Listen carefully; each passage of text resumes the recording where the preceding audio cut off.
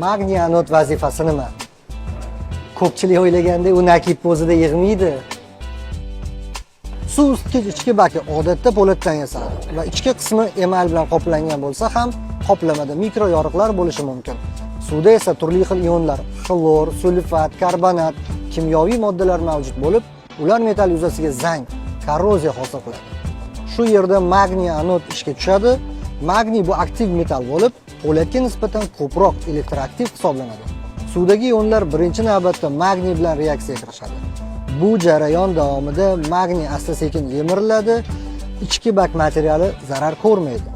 Anodni o'z vaqtida almashtirmaslik korroziya xavfini oshiradi va suv isitgichning ichki bak qismini tezroq teshilishiga olib keladi.